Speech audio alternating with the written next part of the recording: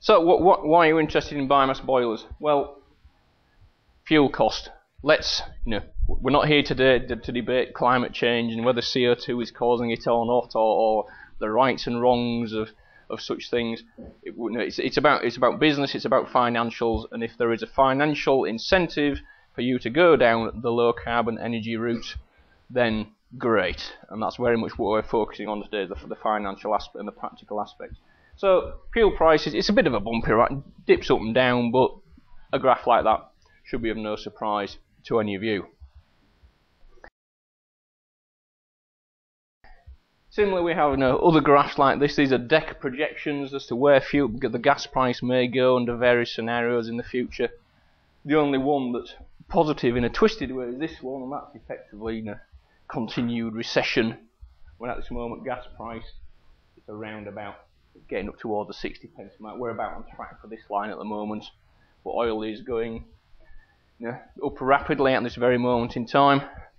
So really, energy prices, as much as anything, or energy costs, are driving all of us to look for alternative sources that are cheaper.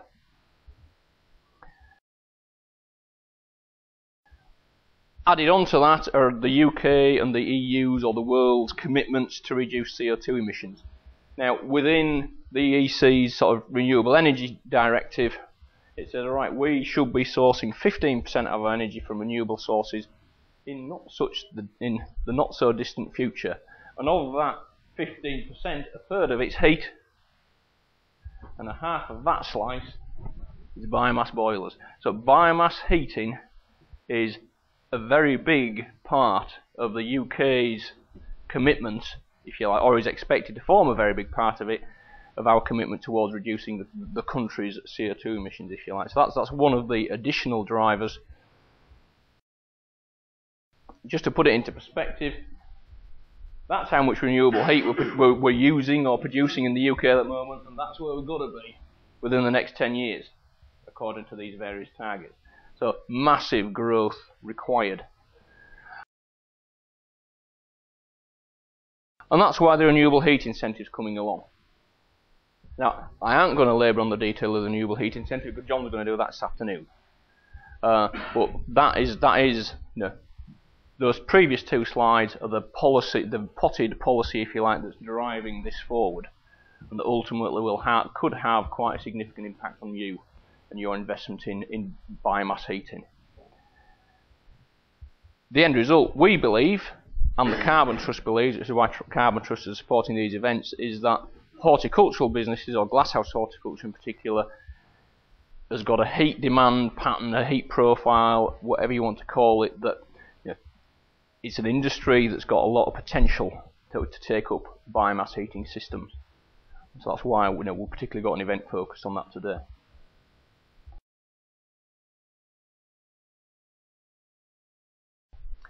So, our objective today, ultimately, is to help you understand biomass heating systems better, and understand the costs and the finances around them, and ultimately the CO2 savings that they'll deliver you. So we're going to look at the equipment side of things, be that sizing it, the different types of boiler and what you need to be thinking about. We're going to be looking at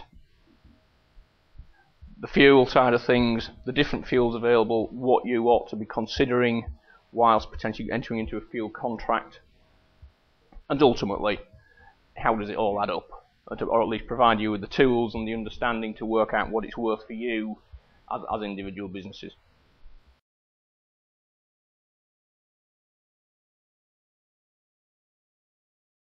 The notes from today will all be available on the Carbon Trust website and on the GrowSave website, which is a HDC energy communications sort of arena, if you like, that we run for HDC. All the presentations will be on there.